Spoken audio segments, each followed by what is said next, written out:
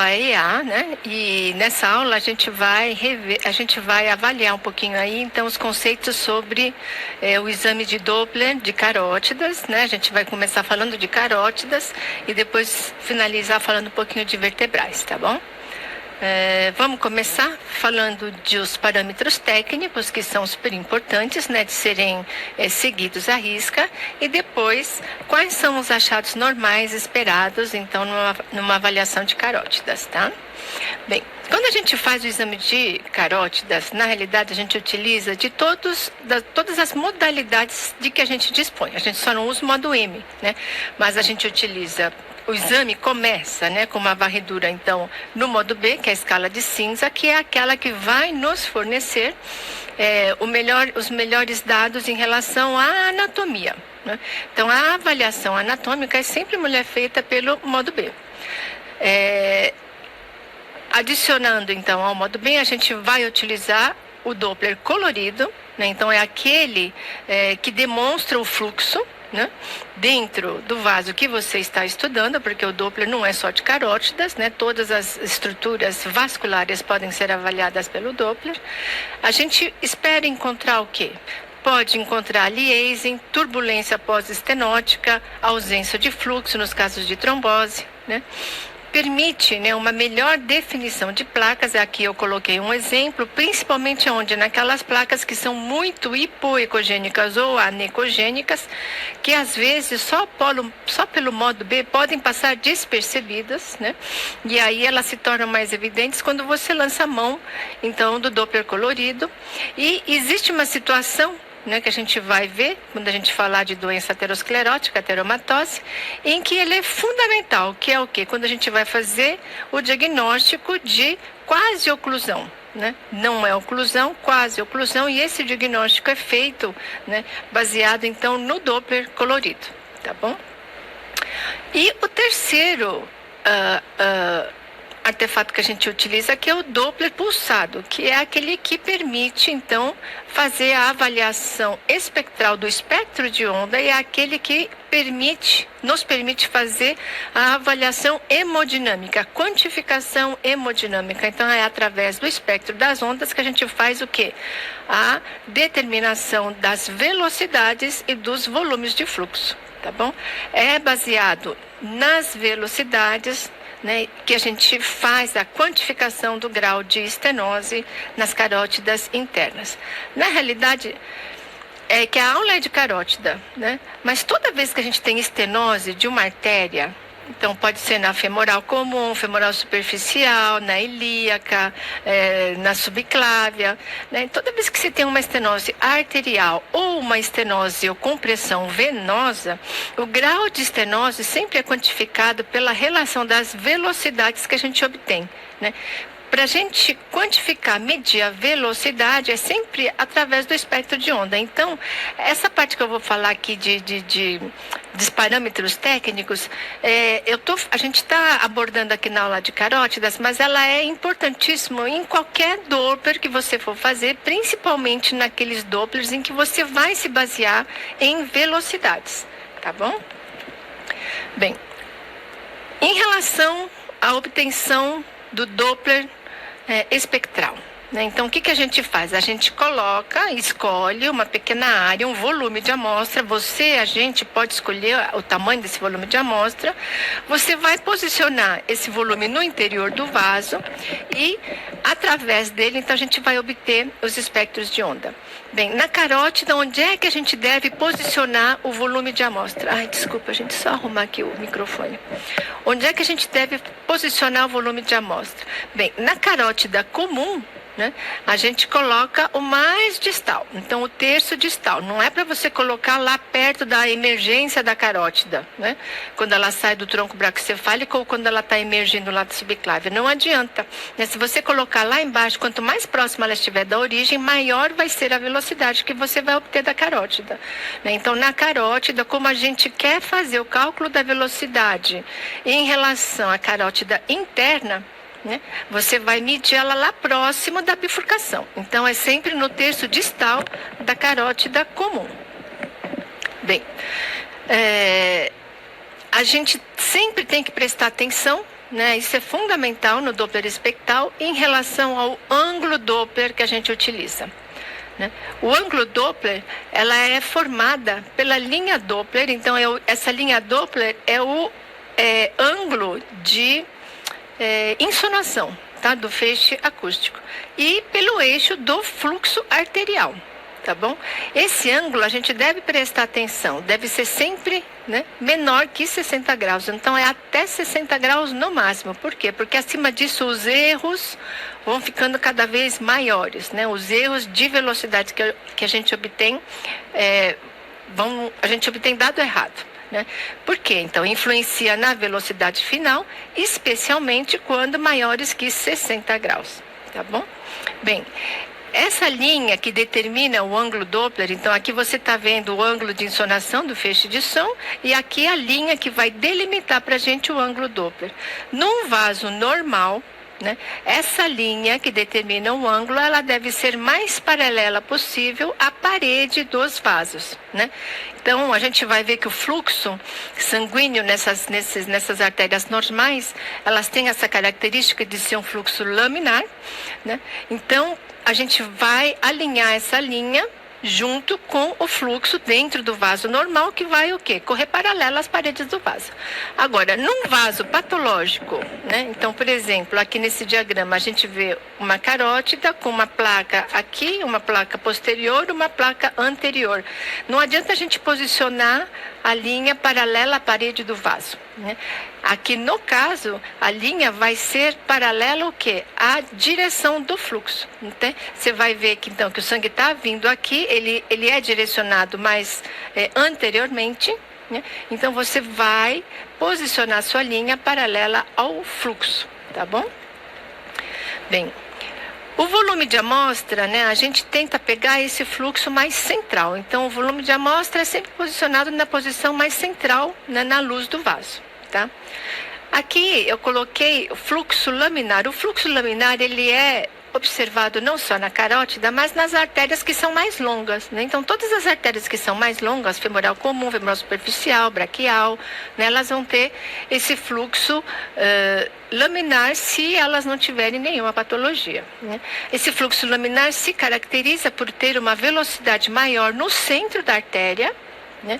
E à medida que você vai indo para a periferia, devido ao atrito ali com a parede do vaso, a velocidade vai diminuindo um pouquinho, né? Então, há uma diferença pequena entre as hemácias que estão correndo no centro da artéria, daquelas que estão correndo na periferia junto à parede. Por isso que o seu volume de amostra vai ser sempre, né, o mais central possível.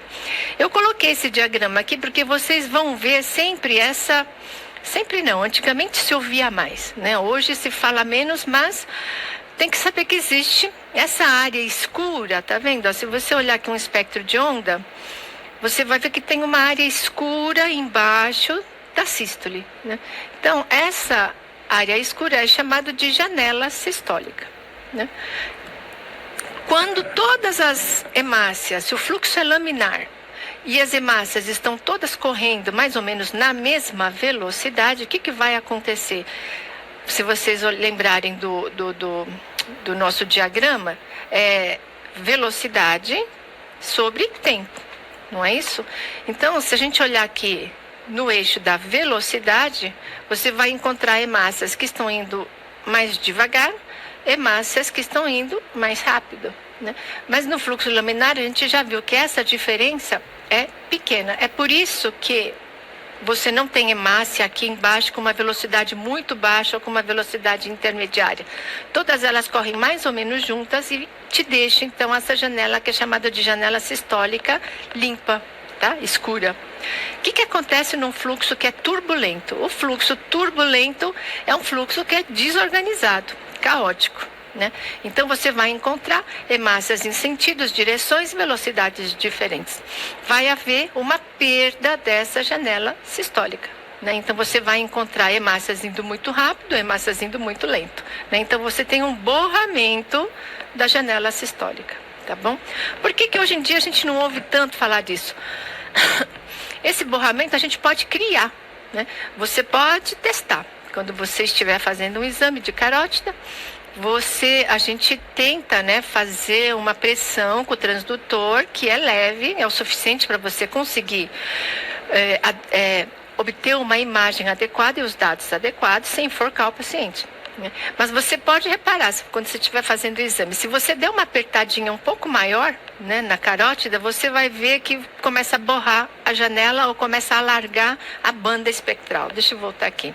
A largura da banda espectral, gente, é essa diferença entre a hemata que está mais rápida e a hemácia que está mais lenta. Né? Então, se todas elas estão correndo mais ou menos na mesma velocidade, a largura dessa banda é estreita. Né? Se você tem hemácias em velocidades diferentes, essa banda aumenta e você tem o borramento da janela sistólica. Tá? Bem, outro parâmetro importantíssimo, o que é? É o PRF. Né? Esse PRF, que é a escala, ele tem que ser ajustado à velocidade do fluxo do vaso que você está estudando. Né?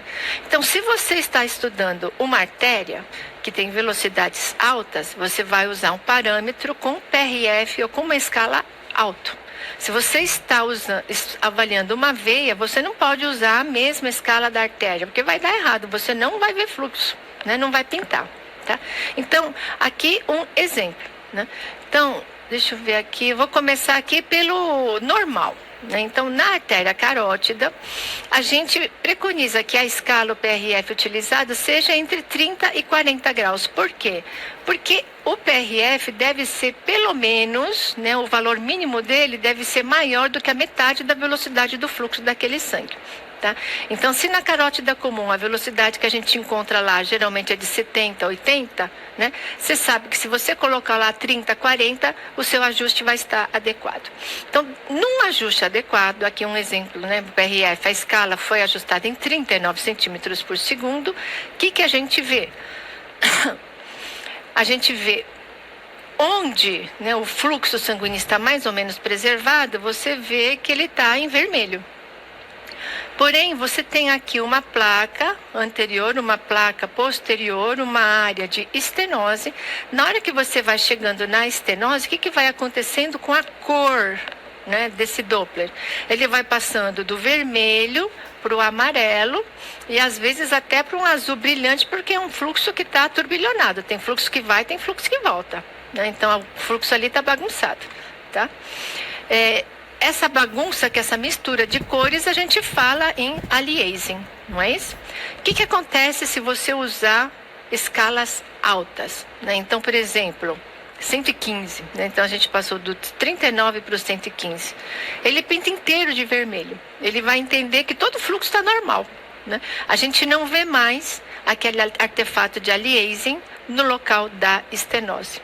E ocorre o inverso se você usar escalas muito baixas. Então, aqui, a gente está usando uma escala de 4 centímetros por segundo. Você vê a aliasing na artéria inteira, onde tem estenose e onde não tem estenose. Então, daí a importância da gente fazer o ajuste sempre adequado do PRF conforme a velocidade, né, do vaso que você está estudando, seja artéria ou seja veia. Aqui, uma observação. A gente está acostumado, né, a ver, falar, não, está em metade, o fluxo que se afasta é azul, o fluxo que aproxima é vermelho. Tá certo. Esse é o nosso parâmetro que a gente usa internacionalmente. Você vai deixar o fluxo que se aproxima do transtorno em vermelho, que se afasta em azul. Mas se vocês olharem aqui na régua aqui de cores, vocês vão ver que não é só vermelho e azul. Ele sai de um amarelo, vai para o vermelho, ele sai de um azul para um quase branco, quase um azul esbranquiçado. Né? O que significa isso? Significa que quanto mais clara for a cor, maior é a velocidade. Tá? Então, vermelho, o vermelho é aquele que se aproxima do transdutor, mas é diferente o vermelho escuro do vermelho amarelo. Né? O vermelho amarelo significa que a velocidade daquele fluxo que está se aproximando do transdutor está alta. Tá? Então é por isso que no local onde tem estenose, em que a gente tem aumento de velocidade e turbilhonamento de fluxo, você vê a liase. Tá? Aqui é um outro exemplo. Né? Esse exemplo é bacana. é o que eu falei, que esse é um caso em que o diagnóstico é feito exclusivamente pelo Doppler colorido, né? Um exemplo de suboclusão, então aquela quase oclusão, né? Então, a gente observa, a gente falou, a velocidade aqui média, né? A gente mantém o PRF médio entre 30 e 40, né? 46, né? Então, 46 está ok. Não é tão alto. Mas o que acontece? Se a gente usar 46 aqui, parece que essa carótida interna está ocluída, né? E aqui, quando a gente abaixa aqui, ó, abaixou bem, né? O que a gente vê? Que ela não está ocluída na realidade. Ela existe uma luz mínima remanescente aqui, né? Então, indicando que não é uma oclusão, que é uma suboclusão. Essa diferenciação é fundamental para o vascular para determinar se esse paciente é passível ou não de tratamento e qual o tratamento que vai ser utilizado no caso desse paciente. Então, mostrando a importância da gente fazer a adequação correta da escala quando a gente vai fazer a avaliação dos exames de Doppler colorido, tá bom? Bem, aí você fez a varredura lá com o modo B, viu a anatomia, né? Colocou o Doppler, tá tudo bonitinho, paredes regulares lisas, e aí você vai, né?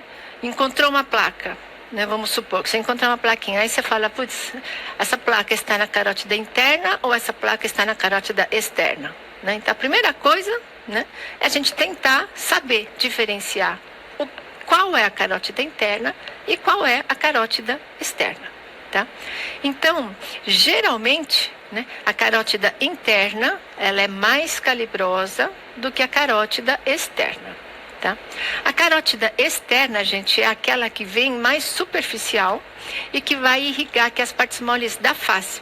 Então, a carótida externa rapidamente dá ramos, né? Ela emite ramos. A carótida interna é raríssimo. É raro você ver a carótida interna emitir ramo extracraniano. Tá? É outra característica. Geralmente a carótida interna ela está situada lateralmente e a carótida externa está situada medialmente. Quando você faz um corte transversal da carótida comum e vai fazendo, a varredura vai subindo, você vai encontrar o bulbo, que é aquela área que dilata, assim, é o bulbo. Aí você vai ver que divide, vão formar duas bolinhas. Então, geralmente, a que está mais para fora é a carótida interna e a que está mais para dentro, perto da traqueia, do esôfago, é a carótida externa, tá? Geralmente, a gente fala geralmente porque o sistema vascular é um dos sistemas que tem mais variações anatômicas, tá bom? Bem, em relação à resistência vascular que você observa quando você faz a aquisição do espectro de onda, a carótida interna vai para um território de baixa resistência que é o cérebro, né? Então o cérebro não pode dificultar a chegada de sangue para ele. Então o território cerebral é um território de baixa resistência. Sempre a superfície, os territórios superficiais, gente, são aqueles que têm a resistência mais alta, tá? Então, a carótida interna vai mostrar um fluxo de baixa resistência, a carótida externa vai mostrar um fluxo de alta resistência. A gente sabe disso como? Pela velocidade diastólica, tá? E existe essa técnica de percussão temporal. A percussão temporal é você palpar aqui, né, a artéria temporal e dar umas batidinhas na artéria temporal. Então, aquela percussão vai se transmitir e vai se refletir aonde? Na carótida externa, né? Então, você vai ver essas pequenas deflexões, tá vendo? Ó, tuc, tuc, tuc, são esse sobe, desce, é a sua percussão, né? Elas são mais evidentes na diástole, né? E você vai ver que essas deflexões seguem, tem a mesma frequência da sua percussão, né? Então, indicando que aquela artéria, então, é a carótida externa, tá bom? Então, aqui está, né, o exemplo de como são as ondas de espectro que a gente espera, né? Então, carótida interna, a gente já viu que vai para o cérebro, né? Circulação de baixa resistência, indica o quê? Que durante a diástole cardíaca, né, quando o coração relaxa, né, o fluxo ele não encontra resistência. Então, mesmo na diástole, o sangue flui, né, sem muita dificuldade. Então, ele tem um fluxo diastólico alto, né? Na carótida externa, como ele vai para um leito de alta resistência, o que vai acontecer? Durante a sístole, você vai encontrar a sua velocidade, né, o fluxo sanguíneo na sístole, e na diástole, das duas, uma. Ou o fluxo diastólico é baixo, né, então como a resistência distal é alta, durante a diástole o sangue encontra mais dificuldade para progredir, ou ela é negativa, dependendo da estrutura que você está estudando, por exemplo, as veias periféricas, né, tem um componente negativo, né, a resistência distal é tão alta que quando o coração para, o sangue reflui, ele volta. Tá? E a carótida comum tem uma resistência que a gente fala que é de um padrão intermediário, está ali entre a carótida interna e externa, mas tem que guardar. O fluxo diastólico sempre tem que ser anterógrado. Tá? Se encontrou a carótida comum com fluxo diastólico negativo ou reverso, está errado. Tem algo errado, não é o normal, tá bom? Bem, a parede, aqui um exemplo, né? Então, vamos lá. Aqui é uma carótida comum, né? Achados normais, ó, paredes lisinhas, regulares, né? Luz anecoico, né? Não tem conteúdo na luz. A gente não observa espessamentos focais ou placas, né? Quando a gente faz o mapeamento Doppler, ele é assim, ó, homogêneo, anatômico, né? E aqui, gente, desculpa, tá defasado. Velocidades, vou explicar depois por que está defasado. Antigamente a gente considerava a velocidade de pico sistólico normal até 125 centímetros por segundo, né?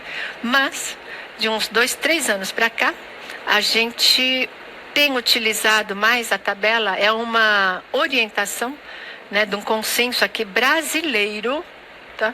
Da Sociedade de Cardiologia, Radiologia e Vascular, né?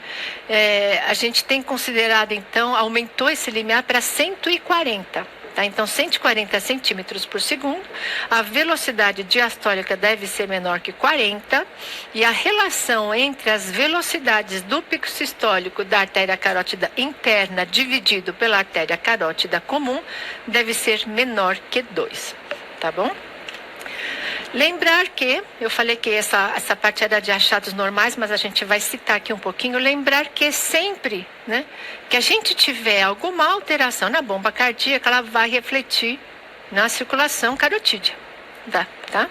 Então, aqui é um exemplo de uma insuficiência da válvula aórtica, tá? Então, o que está acontecendo, né, na insuficiência? Na sístole, o sangue vai para frente, normal, porém, quando vai na diástole, a válvula aórtica, ela não fecha completamente. O que acontece? O sangue reflui, né? Então, na diástole, a diástole é reversa, tá? Então, aqui uma representação espectral de uma insuficiência aórtica, né? Aqui um outro exemplo, tá vendo a mesma coisa? Na sístole, o sangue vai, na diástole, o sangue reflui, né? Existe o contrário, né, uma estenose, né, da válvula aórtica, em que na sístole, né, ele tem uma dificuldade para passar. Então você vê que a sístole, ela não sobe bonitinha, né, como assim, se vocês olharem, vocês vão ver que a sístole sempre sobe em linha reta, rápido, né? E aqui você vê que essa subida da sístole, ela é mais sofrida, né, até atingir a velocidade máxima demora, né? Então, do início da sístole até atingir a velocidade máxima, você vê que esse intervalo de tempo, né, é maior. Tá? Aqui, uma hipertrofia miocárdica. Então, parece muito aquele aspecto de staccato que a gente fala, né? A sístole, sobe e desce muito rápido, né? Então, devido à força ali daquele miocárdio hipertrofiado. E o contrário, aqui são geralmente o quê? Os pacientes cardiopatas que têm alguma miocardiopatia em que eles não conseguem, né, fazer essa sístole efetiva, bonita, né, alta, aquele agudo, sobe e desce, tá vendo? Aparece até, você vê que as velocidades geralmente nesses pacientes são baixas porque a musculatura cardíaca, a bomba cardíaca perdeu a eficiência, tá? Bem, faz parte hoje em dia, né, do exame, a avaliação da camada médio-intimal. Por que que a gente faz a avaliação da camada médio-intimal? Porque, né, espessamentos da camada médio-intimal da carótida, né, tem relação ao quê? Com risco aumentado de acidentes vasculares isquêmicos coronários e vasculares cerebrais. Tá? Então, é aquele paciente que tem um risco aumentado para infarto e derrame. Tá bom? Como é feita, onde é feita a medida da avaliação do complexo médio-intimal? Bem, ela é sempre feita no terço distal, né? E deve ser feita a 1 centímetro, né? Então, do bulbo. Tá? Então, aqui esse área de espessamento é o bulbo, então você faz a medida 1 centímetro antes. Tá? Quando a gente vai fazer a medida da camada média intimal, a gente não faz uma medidinha só, né? O ideal, o correto, né, tecnicamente, é você abranger 1 centímetro de amostra, né? Então, nesse 1 centímetro, você vai fazer 3 medidas, né? Então, você vai fazer uma medida aqui, uma medida aqui, uma medida aqui, e você vai fazer uma média dessas 3 medidas. Isso quando a gente faz a medida manual. Hoje em dia, a maioria dos aparelhos dispõe da medida automática, né? Então, na medida automática, você vai lá, né, coloca ali na tua área, 1 centímetro antes do bulbo, e ele vai te dar, então, já a avaliação, cuidado. Quando você faz automático, geralmente ele dá a espessura máxima, a espessura média e a espessura mínima. Então, a gente utiliza a espessura média, tá? Sem zoom, né, sem harmônica, para não, como é que fala? Supervalorizar ou subvalorizar essas medidas, né? Vocês vão encontrar normal, valores normais até 0,10 milímetros ou 0,08, tá? A maioria atualmente eu vejo usando 0,08, né, centímetros, né? Quando a gente vai fazer a avaliação, gente, olha o nome, né? Camada médio-intimal, né? Então, quais são as camadas que a gente inclui nessa medida? É a camada íntima, a camada média, né? A camada íntima é essa linha hiperecogênica mais próxima da luz, né? E a camada média ou muscular é essa camada mais hipoecogênica. Então, só essas 2 camadas são incluídas. Não é para incluir essa camada hiperecogênica mais periférica externa, que é a adventícia, né? Então, a adventícia não entra na medida, tá, dessa avaliação, tá? Aqui um exemplo de como deve ser feita a medida manual, né? 1, 2, 3, englobando uma área de 1 centímetro ou uma medida automática, né? Então, ele já vai automaticamente colocar lá, né, 1 centímetro e dar a medida para você, tá bom? Bem, a gente viu aí os parâmetros técnicos e